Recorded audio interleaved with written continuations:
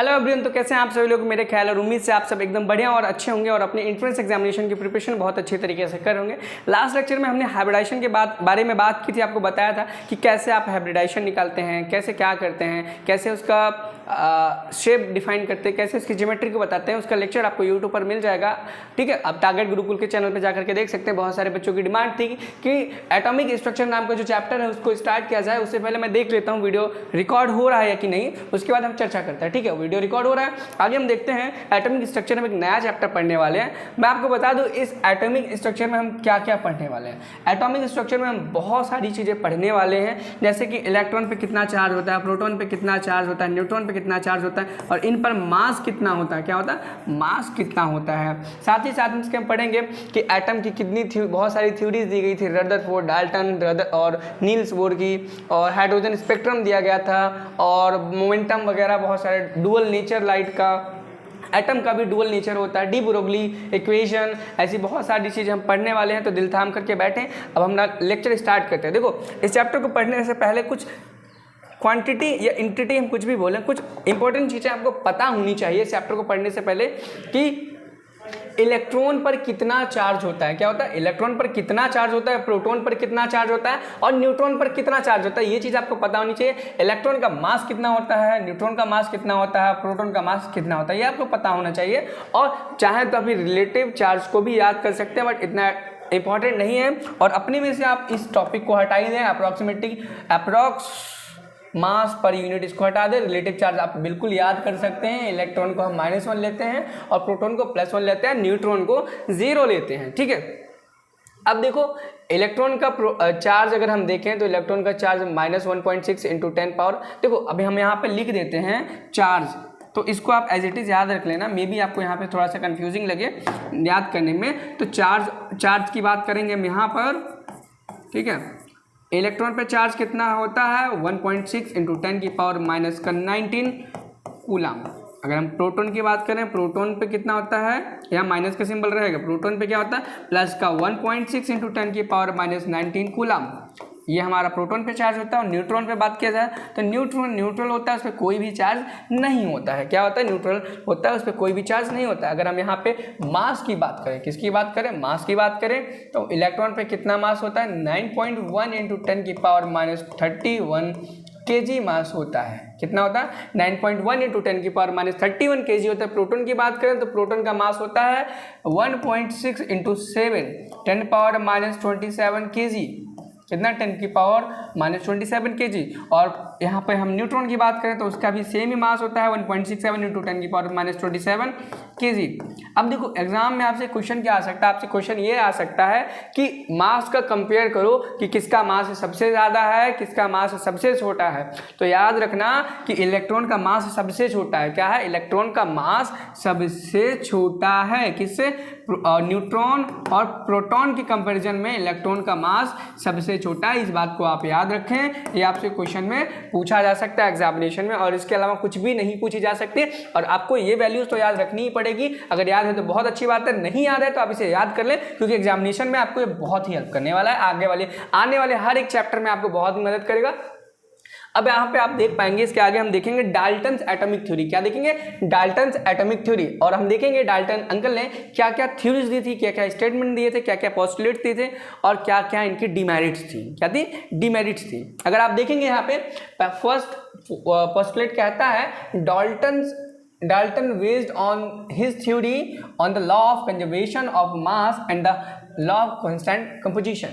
मतलब ये पोस्टुलेट ये बताता है, डाल्टन की जो थ्योरी थी एटॉमिक, वो law of conservation of mass पे बेस्ड थी। अगर हम बात करें कि law of conservation of mass क्या है, तो law of conservation of mass वो कहता है कि mass neither B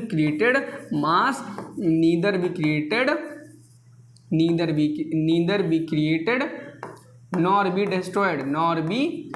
destroyed। Okay, law of mass of conservation यही कहता है। और आगे हम देखें, the first part of his theory state that all matter is made up of atom which are individual, ठीक है। अब इनका सेकंड पोस्टुलेट ये कहता है कि सभी जो भी पदार्थ आप अपने आसपास देखेंगे, जो भी मैटर देखेंगे, वो एटम से मिलकर के बना होता है। और एक एटम एक इंडिविजुअल क्वांटिटी होती है, मतलब इंडिविजुअल होती है, यानी कि उससे छोटा कोई भी पार्टिकल नहीं होता है। ठीक है, अब थर्ड हम पोस्टुलेट देखेंगे। थर्ड पोस्टुलेट कहता है the second part of the theory says all the atoms of a given elements are identical in mass and the properties. यानी कि सेकंड इनका जो पार्ट थ्योरी का क्या कहता है, अगर एक एलिमेंट है, क्या है, अगर एक एलिमेंट आपने लिया है तो उसके जो भी प्रॉपर्टीज़ हैं वो सेम होंगी, उसका जो भी मास है वो सबका सेम होगा। क्या होगा, जैसे कि आप एक हाइड्रोजन को ले लें, क्या करें, एक हाइड्रोजन को ले लें तो आप कहीं से भी हाइड्रोजन उठा लो, नाली का हाइड्रोजन उठा लो, पहाड़ का हाइड्रोजन उठा लो, समुद्र के तल की निचाइयों वाला हाइड्रोजन उठा लो, उस बोर्ड में से हाइड्रोजन निकाल लो, हवा में से हाइड्रोजन निकाल लो, सबका मास सेम होगा। ये थ्योरी ये कहती है सबका मास क्या होगा, आइडेंटिकल होगा, यानी कि सेम होगा, आइडेंटिकल होगा। क्या होगा, आइडेंटिकल होगा। और उनकी प्रॉपर्टीज भी सेम होगी। क्या होगी, प्रॉपर्टीज भी सेम होगी, ऐसा डाल्टन की थ्योरी बोलती है। प्रॉपर्टीज भी सेम होगी, ऐसी डाल्टन की एटॉमिक थ्योरी बोलती है। मतलब अगर इस रूम के हाइड्रोजन नहीं दिखाई देता है तो दुनिया का कोई भी हाइड्रोजन उठा लो वो कभी भी आपको विजिबल नहीं होगा, ऐसा डाल्टन की एटॉमिक थ्योरी का सेकंड पोस्टुलेट कहता है। ठीक है, आगे हम देखेंगे the third part says compounds are combination of 2 और more different types of atom. मतलब कि एक कंपाउंड है, जो अगर हम एक कंपाउंड की बात करें तो वो 2 या 2 से अधिक एलिमेंट से मिलकर के बना होता है। किससे मिलकर के बना होता है, 2 या 2 से अधिक एलिमेंट से मिलकर के बना होता है। जैसे कि आप एग्जांपल ले लो H2O का ले लो, H2O में क्या है, एक हाइड्रोजन है, एक ऑक्सीजन है, ये 2 तरीके के एलिमेंट से मिलकर के बना है। किस तरीके से मिलकर बना है, 2 तरीके के एलिमेंट से मिलकर के बना है। यहीं पे अगर हम C2H एक कोई दूसरा सब्सटेंस ले लेते हैं, जैसे कि यहाँ पे आपको देखेंगे C6H6 देखेंगे, जिसे हम बेंजीन बोलते हैं, तो ये भी 2 तरीके के एलिमेंट से मिलकर के बना है।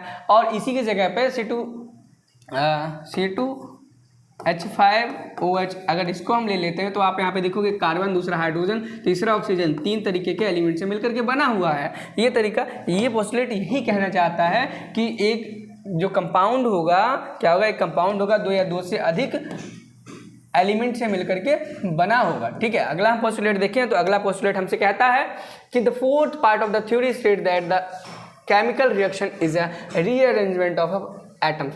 यानी कि अगर कोई भी केमिकल रिएक्शन हो रही है, क्या कोई भी केमिकल रिएक्शन हो रही है तो वहाँ पे एटम्स का रीअरेंजमेंट हो रहा होगा। यानी कि अगर आप कोई भी केमिकल रिएक्शन कराओ, 2 केमिकल्स को रिएक्ट कराओ आपस में, तो एटम्स का रीअरेंजमेंट हो जाता है, यानी कि केमिकल रिएक्शन हो जाती है। ऐसा डाल्टन एटॉमिक थ्योरी में बोला गया है। Parts of the theory had to be modified based on the discovery of sub atomic particles and isotopes.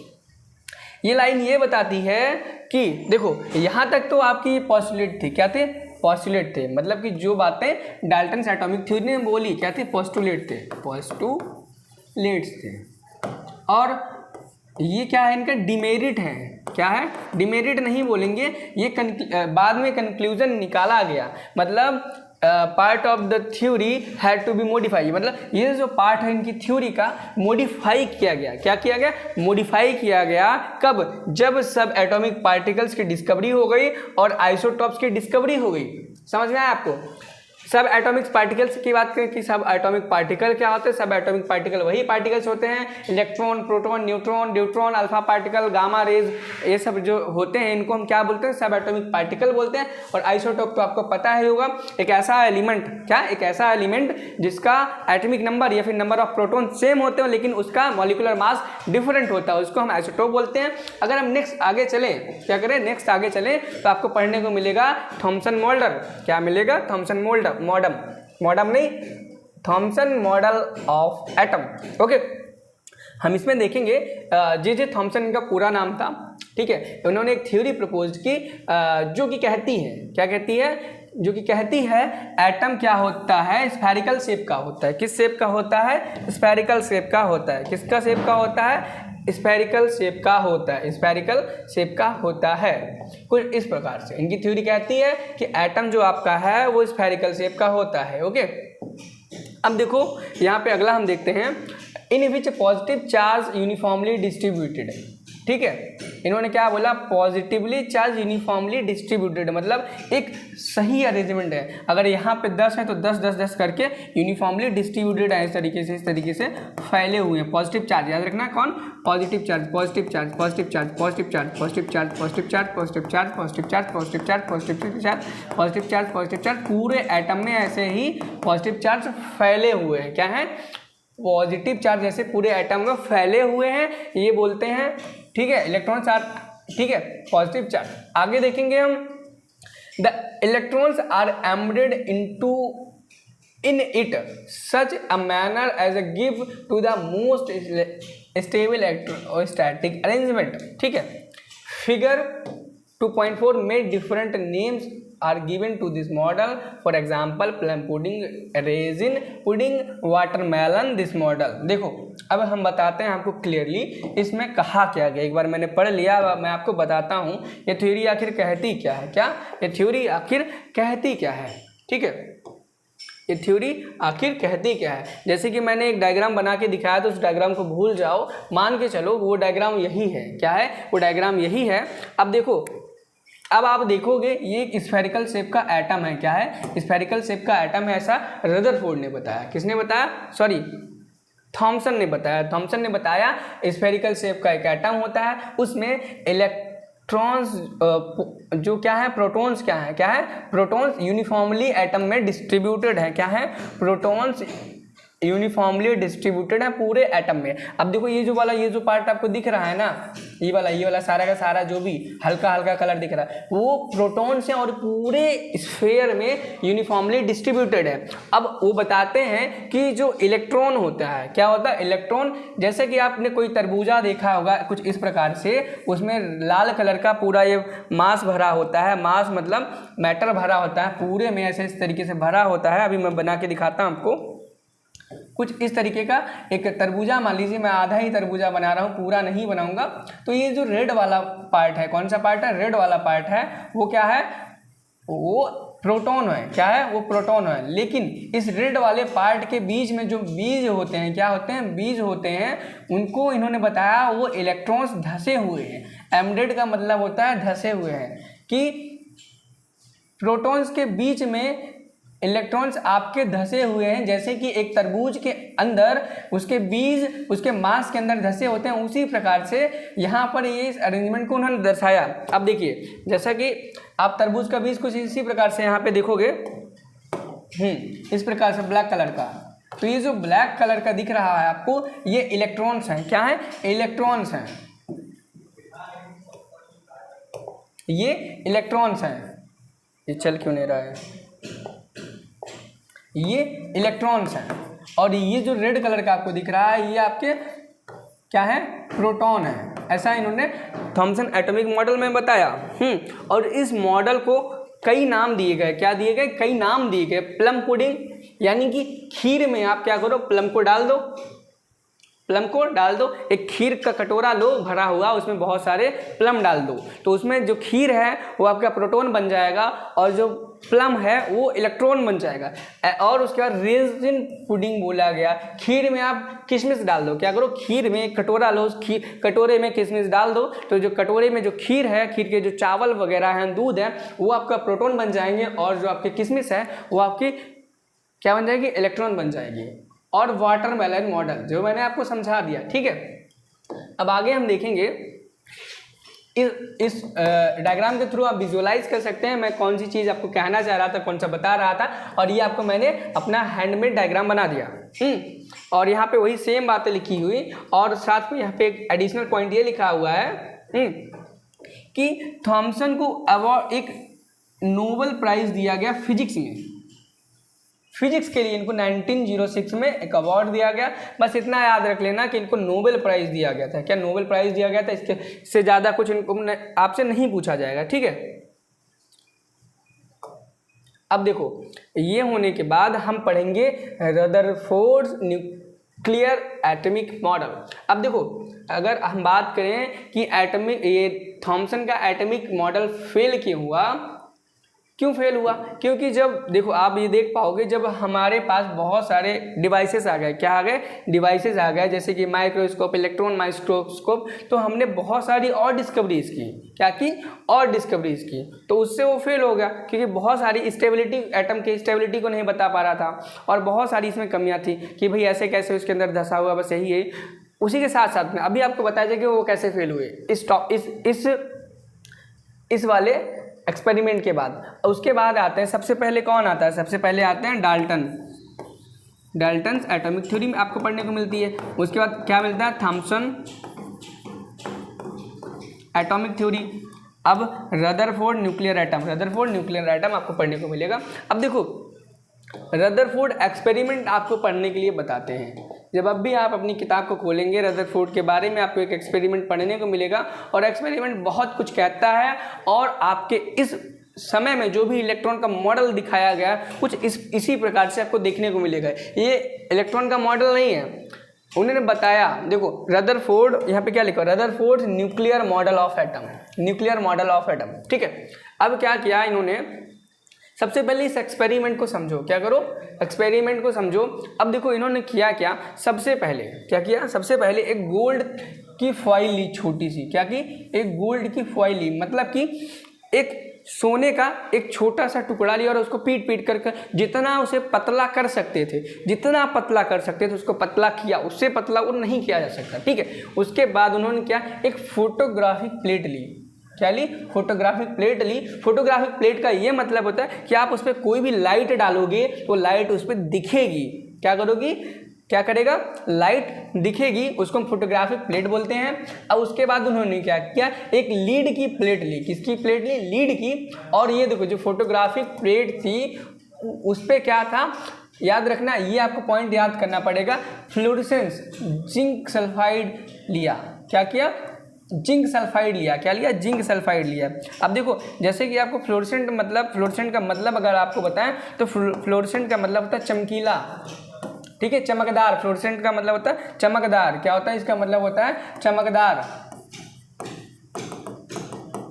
यानी कि जिंक सल्फाइड का जब इस स्क्रीन पे लगा दिया उन्होंने, तो जब ये लाइट निकलेगी और जहां जहां पर पड़ेगी वहां पर चमक आएगी। क्या आएगी? चमक आएगी, ठीक है। अब देखो, लीड प्लेट लिया, सोर्स ऑफ अल्फा पार्टिकल लिया। उन्होंने अल्फा पार्टिकल लिया, वहां से एक टॉर्च जलाई, मतलब एक बीम ली जो कि लीड प्लेट से होकर के गई, और इस गोल्ड के फॉइल से टकराई। उसके बाद उसने कई जगह पर रोशनी उत्पन्न की। क्या किया?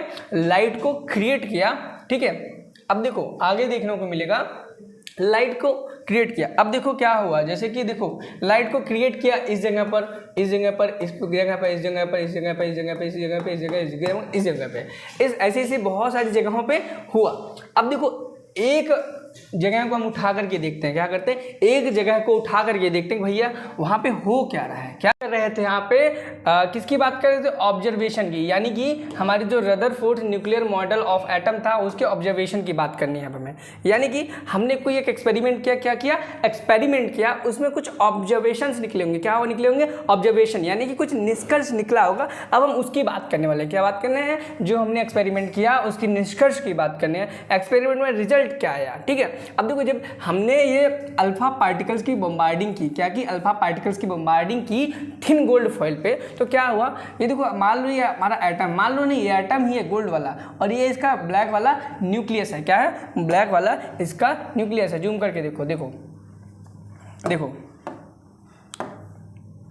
अब देखो, ये जो आप देख रहे हो ना, ये सर्कल एटम है। क्या है? सर्कल एटम है, और ये छोटा छोटा जो डॉट दिख रहा है ये न्यूक्लियस है। अब देखो, अल्फा पार्टिकल्स यहाँ से आए और ऐसे ही पास कर गए। अल्फा पार्टिकल आए और पास कर गए। कुछ अल्फा पार्टिकल पीछे से चले गए, पीछे से चले गए, पीछे से चले गए। कुछ क्या हुए? ऐसे आए और डिफ्लेक्ट करके चले गए। कुछ स्मॉल एंगल से अल्फा पार्टिकल आए और डिफ्लेक्ट करके चले गए। कुछ अल्फा पार्टिकल आए, सीधे निकल गए। मोस्टली क्या हो रहा है? अल्फा पार्टिकल्स आ रहे हैं और सीधे क्रॉस करके निकल जा रहे हैं, ठीक। अब आगे हम देखेंगे कुछ अल्फा पार्टिकल फिर से डिफ्लेक्ट हो गए। कुछ अल्फा पार्टिकल आपको ऐसे देखने को मिलेंगे जो आएंगे और सीधा बाउंस हो बैक होकर के पीछे चले जाएंगे, यानी कि वो आगे गए ही नहीं, एटम को पार करके ही नहीं जा पाए, ना ही टकरा के जा पाए, टकराए और वापस जहाँ से आए थे उसी तरफ चले गए। ठीक है, उसे डिफ्लेक्टेड अल्फा पार्टिकल हम बोलेंगे।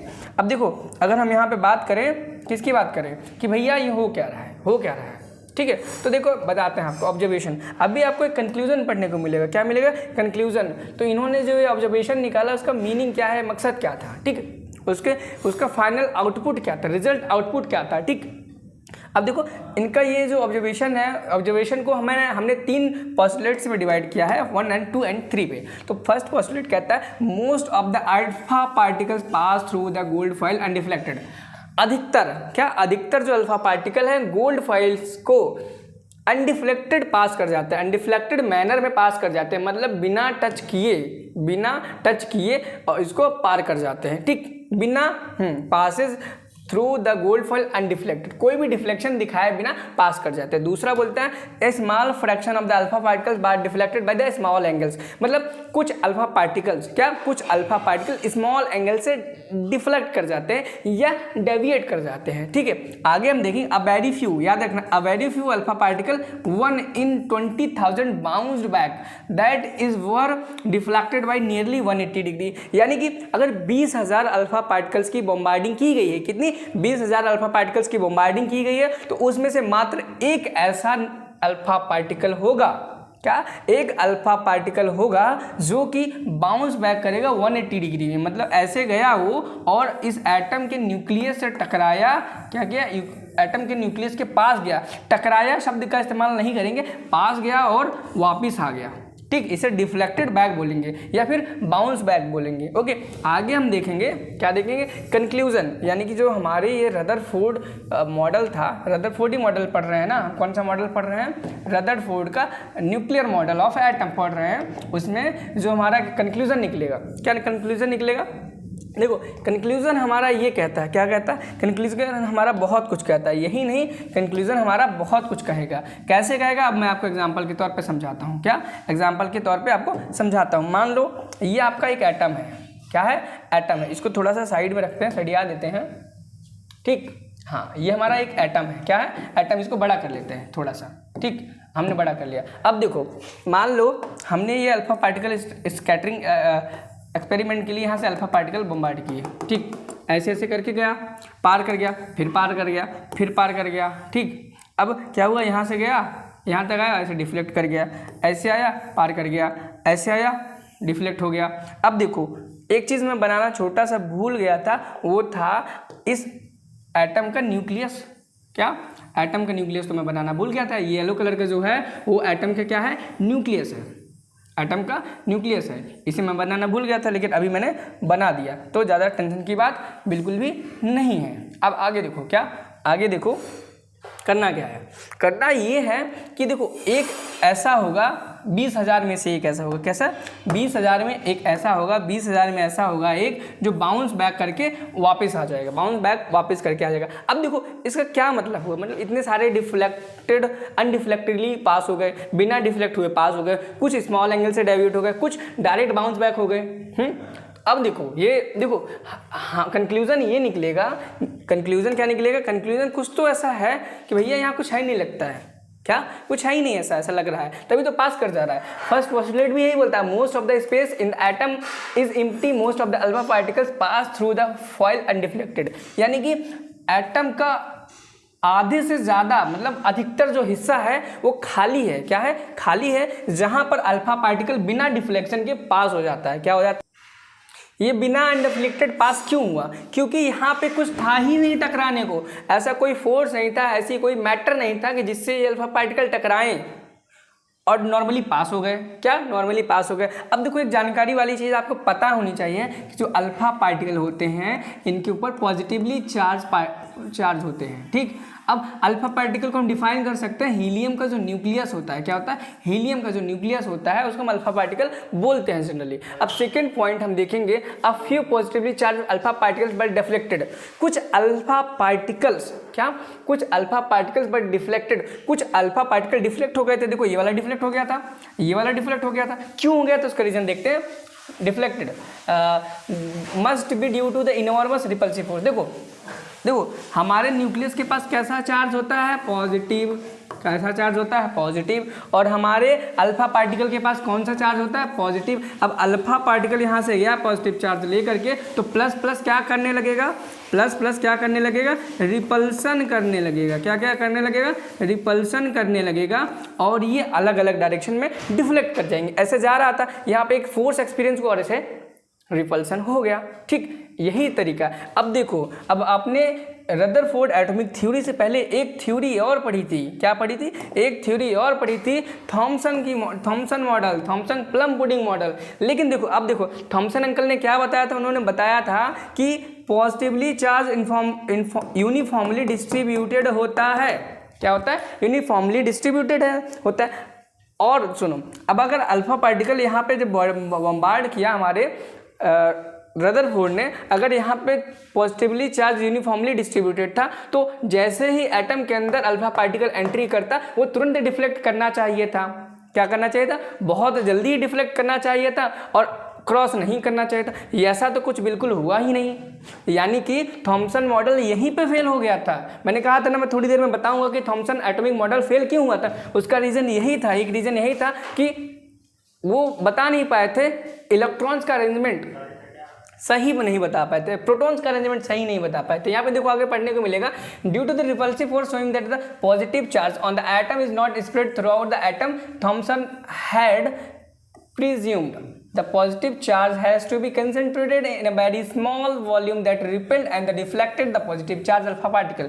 यानी कि यहाँ पे बोल रहा है कि जो पॉजिटिव चार्ज थॉमसन ने बताया था कि पूरे एटम में यूनिफॉर्मली डिस्ट्रीब्यूटेड है, वो पूरे में यूनिफॉर्मली डिस्ट्रीब्यूटेड ना हो करके एक छोटी सी जगह पे कंसंट्रेट होकर के इकट्ठा बैठा हुआ, उसको हम क्या बोलते हैं, न्यूक्लियस बोलते हैं। क्या बोलते हैं, न्यूक्लियस बोलते हैं। अब छोटी सी एक बात आपको यहाँ पे याद और रखनी पड़ेगी, न्यूक्लियस का एटम कितना होता है, क्या होता है, थोड़ा सा उसका रेंज याद करेंगे। क्या करेंगे, याद कर लेंगे। आपसे क्वेश्चन में पूछा जा सकता है कि न्यूक्लियस के एटम की, सॉरी किसी भी एटम के न्यूक्लियस की रेडियस का क्या रेंज होता है। ठीक है, अगर जैसे मानना चाहोगे ना भाई एटम बहुत बड़ा है, उसका रेडियस कितना छोटा होगा, कितना बड़ा होगा, एक छोटा सा तो आइडिया आप ले सकते हो ना। तो यहाँ पे रेडियस ऑफ एटम आपको दो चीज़ें देखने को मिलेंगी, रेडियस ऑफ एटम, दूसरा देखने को मिलेगा रेडियस ऑफ न्यूक्लियस। अब अगर हम न्यूक्लियस की बात करें तो 10⁻⁻15 मीटर होता है, ये 15 लिखा हुआ है। और एटम की बात करें तो 10⁻⁻10 मीटर होता है। ये रेंज है, आप इसे एज इट इज़ याद कर लो। आपके एग्जाम में ये डायरेक्टली भी पूछा जा सकता है। क्या पूछा जा सकता है, डायरेक्टली पूछा जा सकता है। अब आगे हम देखेंगे अकॉर्डिंग टू दिस मॉडल। अब देखो हमने ऑब्जर्वेशन पढ़ लिया, ठीक है, क्या पढ़ लिया, ऑब्जर्वेशन पढ़ा, कंक्लूजन पढ़ा।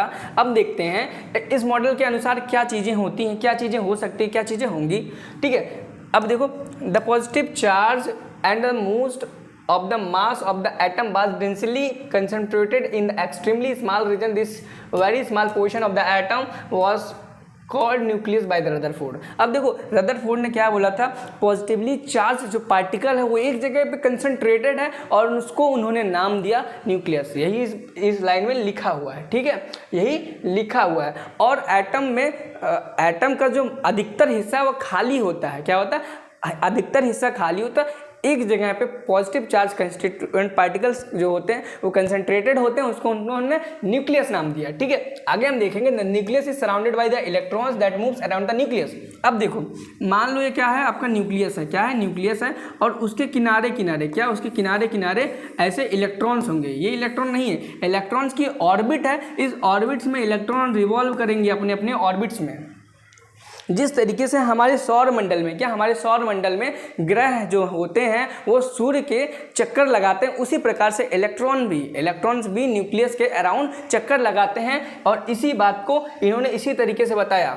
ठीक है, आगे देखो ये चीज़ यहाँ पे Rutherford's model of the atom resembles that the solar system in which the nucleus plays as a role of sun and the electrons that of revolving planets. यानी कि ये बताते हैं कि जो एटम का न्यूक्लियस है वो सन का रोल प्ले करता है और इलेक्ट्रॉन प्लैनेट्स का रोल प्ले करता है। अब यहाँ पे देखेंगे electrons and the nucleus are held together by the electrostatic forces of the attraction.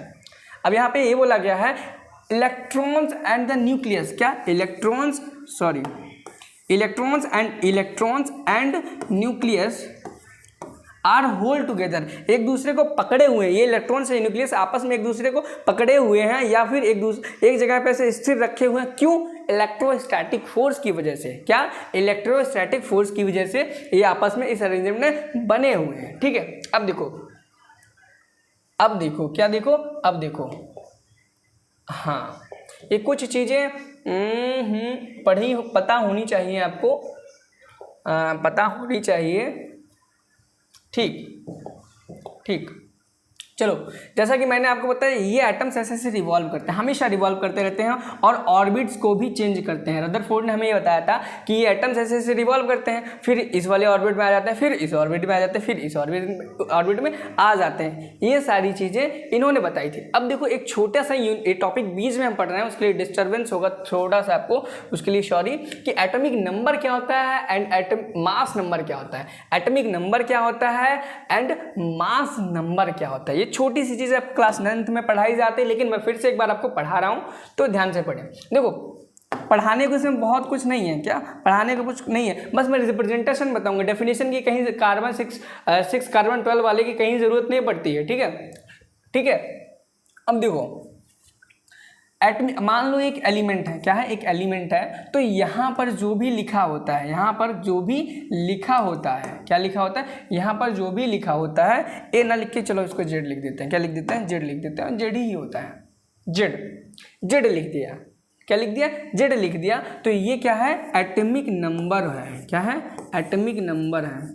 चाहे इसे एटॉमिक नंबर बोलो या फिर नंबर ऑफ प्रोटॉन्स बोलो। क्या? नंबर ऑफ प्रोटॉन्स बोलो, प्रोटॉन्स बोलो। क्या करो? नंबर ऑफ प्रोटॉन बोलो, क्योंकि एटॉमिक नंबर तो चेंज होता है, लेकिन एक एलिमेंट में नंबर ऑफ प्रोटॉन्स कभी भी चेंज नहीं होते। इसे नंबर ऑफ इलेक्ट्रॉन्स कभी भी नहीं बोलेंगे आप। क्या?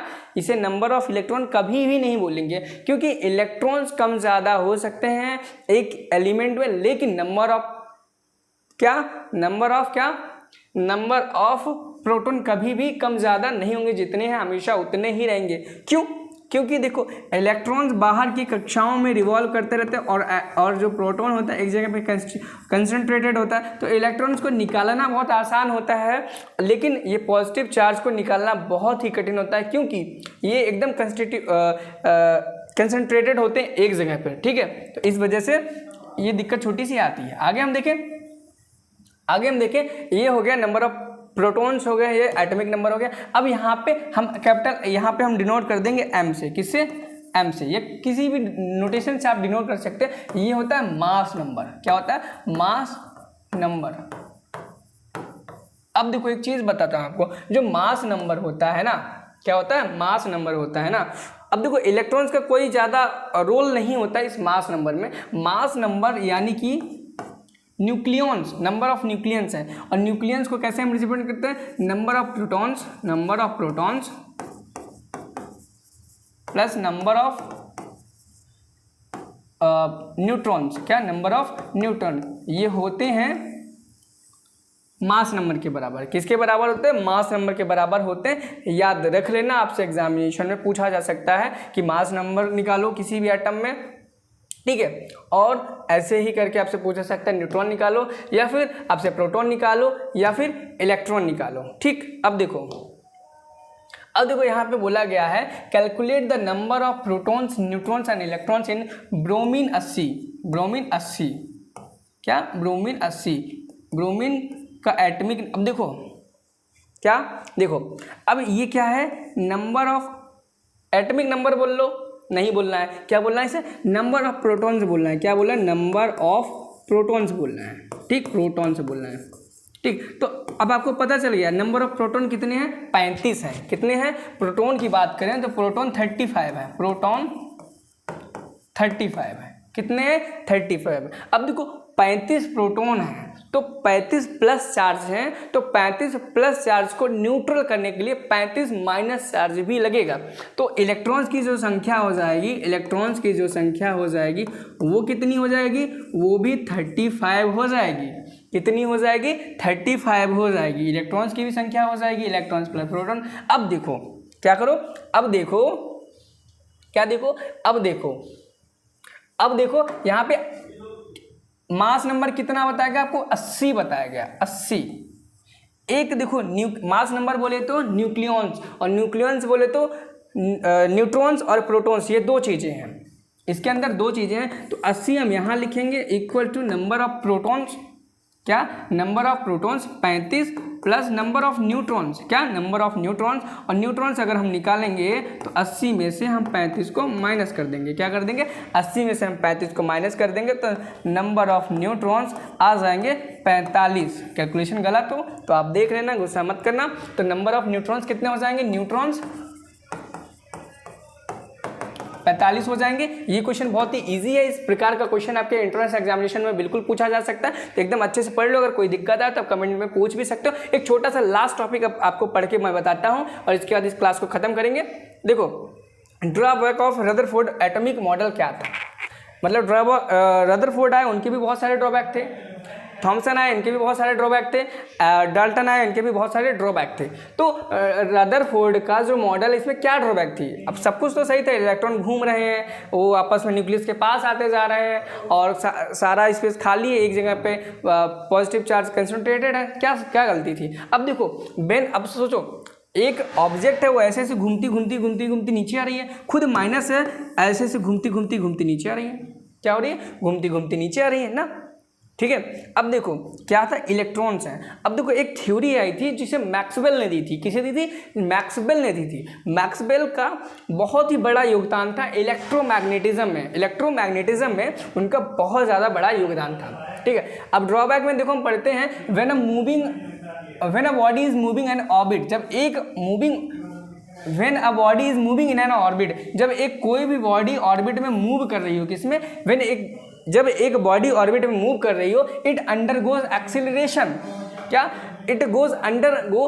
एक्सीलरेशन, तो एक्सीलरेशन में का पार्ट बन जाती है। जब कोई एक बॉडी ऑर्बिट में ऐसे ऐसे घूम रही हो तो वो एक्सीलरेशन करने लगती है, क्या करने लगती है, एक्सीलरेशन करने लगती है। Is with moving a constant speed in an orbit, अगर कॉन्स्टेंट स्पीड से मूव कर रही है तो एक्सीलरेशन कर रही है। It must accelerated because of changing of the direction. अब देखो आप कहोगे मैग्नीट्यूड तो सेम है लेकिन डायरेक्शन बार बार आपकी चेंज हो रही है, तो आप इसे बोलोगे कि एक्सीलरेशन हो रहा है, ठीक है। So an electron in the nucleus model describing planet like, अब देखो इन्होंने ये बोला कि अब इलेक्ट्रॉन्स क्या हैं, प्लैनेट लाइक अरेंजमेंट में बने हुए हैं एटम के अंदर। तो अब क्या करेंगे,